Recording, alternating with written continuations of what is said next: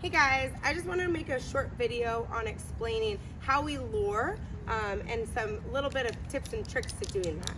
So first thing, when we talk about luring, we're talking about creating a magnetic effect from your dog's nose to your pocket in your hand.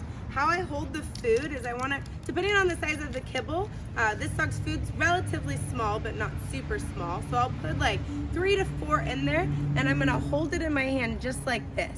I want to allow the dog to kind of get in this pocket right in my hand, and I want to go fast enough to keep the dog engaged but slow enough that keeps the dog's nose in my pocket.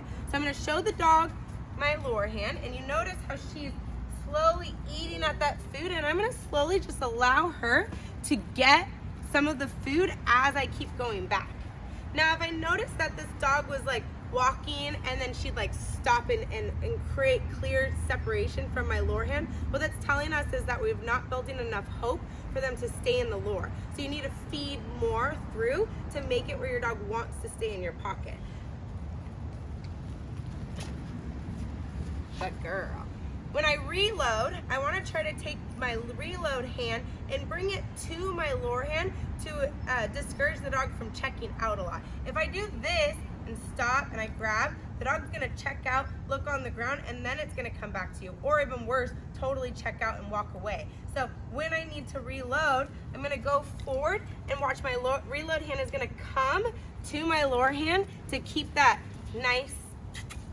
Now there you saw like she checked out for a second. She assumed that I dropped a piece of food, and I kept moving. I want to try to draw the dog's energy back to me, and if I need to, I've got a leash on, because then I could create a swimming pool. If my dog checks out, no big deal. I just keep moving backwards, and eventually that dog's going to catch me again.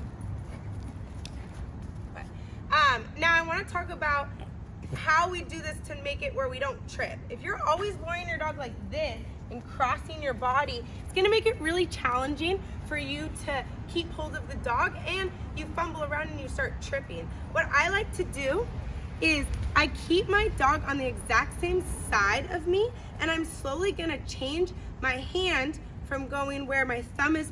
When I'm walking backwards, my thumb should be pointing away from me, so like this. And when I'm walking forward, I'm gonna flip my hand. My thumb is now pointing towards me, and I'm gonna go forward. This allows the dog to always stay on the same side, and I can keep them where they're totally engaged, and I don't have to do much movement. Now if I was to do it on the other side, I would just bring that dog over to the other side. Notice if I'm going forward, my thumb's pointing at me. So there I'm kind of losing her right there. So I need to use my own advice and reward her more to keep her where she's staying locked into my lure hand. Good girl. Good girl. Now, a couple things. If you've got a dog, which most of you will deal with, is you'll get a dog that you give one piece of food and they totally check out. They go and look at the ground, they smell a little bit, and then they finally come up. What's happening is you're probably giving one reward and then stopping, taking a pause, grabbing some food, getting that second, and then going again. What helps to keep your dog engaged is you make the reward an event by giving food and sometimes going 1, 2, 3, 4. Now I'm pausing. Now I go and grab my food. So your dog is always guessing and thinking that maybe more reward is gonna come, and it's gonna keep them naturally engaged with me. And every time she looks at me, I'm just starting back up again.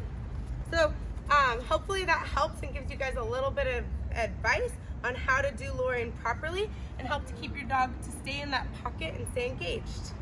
See you guys later.